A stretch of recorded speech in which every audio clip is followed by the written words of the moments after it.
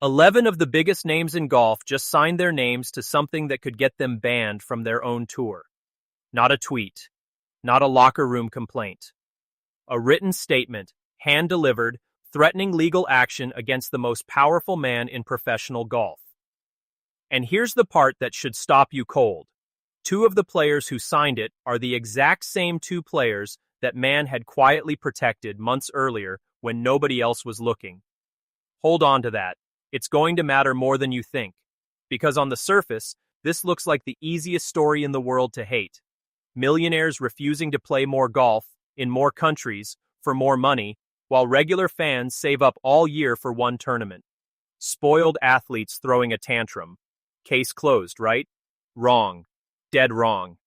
Once you see what CEO Brian Rolapp was building behind closed doors, you'll understand why the players he trusted most are the ones who turned on him first. Rolapp walked into a press conference with a plan that read as 6 harmless bullet points. It wasn't harmless. Buried inside it was a single word, mandatory. And that word is now threatening to blow up the entire postseason. So who is Brian Rolapp? What did he try to pull? And why did it turn his own golden boys into his loudest enemies? Stay with me, because by the time we reach name number 1 on that boycott list, you're going to understand exactly how close professional golf just came to falling apart. Quick gut check before we dive in. Do you think the players are in the right, or are they out of touch? Drop your take in the comments. And subscribe, because this fight is nowhere near finished. Rolapp took over as PGA Tour CEO in 2026, straight out of the NFL, where he'd spent years locking in broadcast deals. He knows money. But golf isn't football. There's no commissioner calling a timeout, no huddle, no reset button. It's 18 solitary battles over 4 days, run by players who've always had a real say in how their tour operates. Rolapp didn't seem to care about that history. Field sizes started shrinking. Tournaments that used to seat 156 players got cut to 144. Then came the number that actually made players furious. Fully exempt tour cards, slashed from 125 down to 100. 25 players who thought they had guaranteed jobs suddenly had nothing. The official line was pace of play. Nobody bought it. Lucas Glover called it insulting. You don't cut 25 careers to shave a few minutes off a round. Matt Fitzpatrick backed him up. Slow play gets blamed every year and nothing changes, so why cut fields now? That question sat unanswered for weeks. And when the real answer surfaced, it was worse than anyone expected. March 2026. Rolapp stood in front of the cameras and laid out his real vision. 6 sweeping changes at once. Signature events would double from 8 to 16, and a new promotion and relegation system would decide who stayed on tour and who didn't. The season would shift from January to September, and buried in the middle of it, the one that mattered most. A brand new international postseason series. Mandatory. No opt-out. Every top player required to fly overseas and compete, whether they wanted to or not. Rolapp thought he was unveiling a bold new era. The players heard something else, a threat to their bodies, their schedules, their leverage. And within days, that threat would collide head-on with the decision Rolapp had already made in private. Rory McIlroy had played only 11 tournaments that season, well under the tour's 15-event minimum. Instead of enforcing his own rule, Rolapp quietly handed him a special exemption, calling it an international player carve-out. Scottie Scheffler, the world number 1, got the exact same treatment. Neither player asked for the favor. But everyone else noticed instantly. The same CEO handing exemptions to his 2 biggest stars had just erased guaranteed jobs for 25 players at the bottom of the tour. Some players matter more than others. Look closely at who benefited, because it's about to matter. The 2 players Rolapp had just shielded from the rules are the same 2 players who'll end up leading the rebellion against him. That resentment was already boiling when Rolapp dropped the mandatory postseason on top of it, and that's the moment everything exploded. On paper, the plan looked simple. After the Tour Championship, the top players would fly overseas for 4 events in 4 countries. The Tour called it global growth. The players called it an endless season with 0 time to recover. Matt Fitzpatrick pointed at Colin Morikawa's collapse a few years back. A guy who played great golf all season, entered the playoffs ranked third, then had 3 bad weeks and lost millions in bonus money. You shouldn't have to reprove an entire season in 3 rounds. Justin Thomas went further. The players needed an actual seat at the table, not decisions handed down from an office. It can't work that way. The PGA Tour was never the NFL.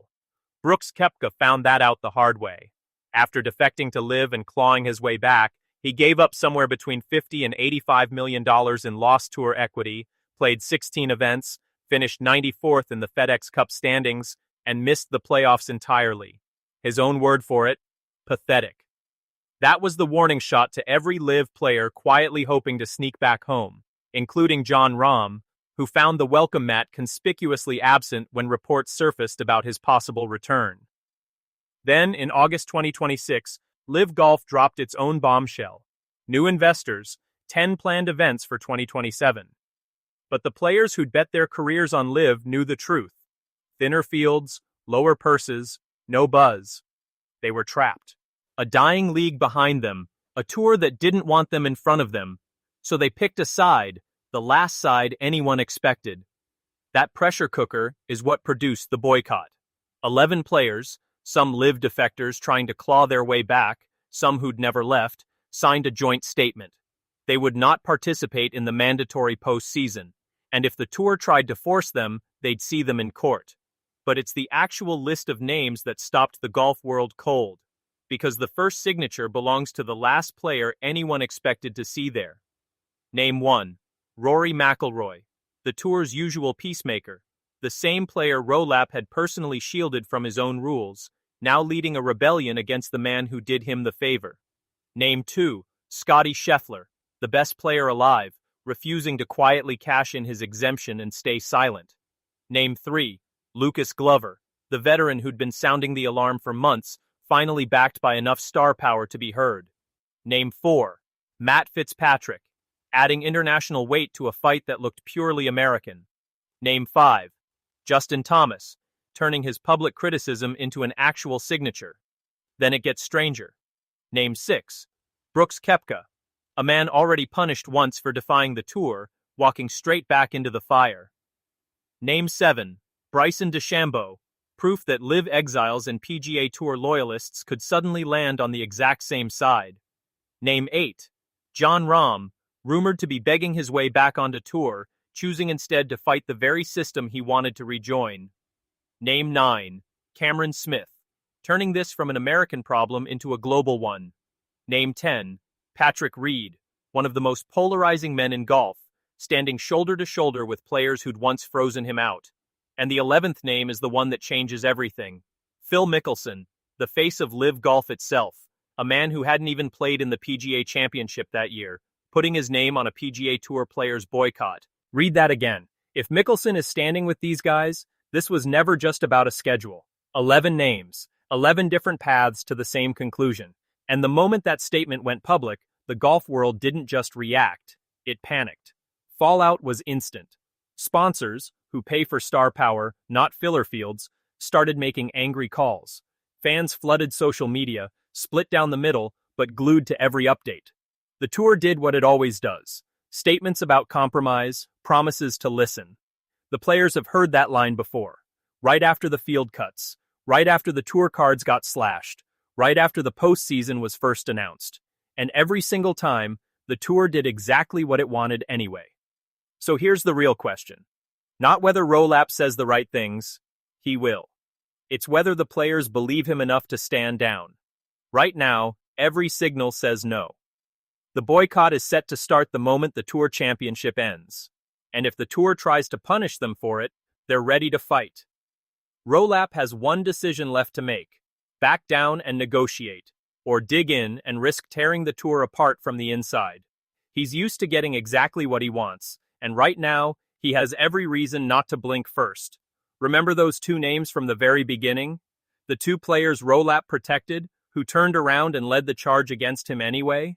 That's not a coincidence. That's the whole story.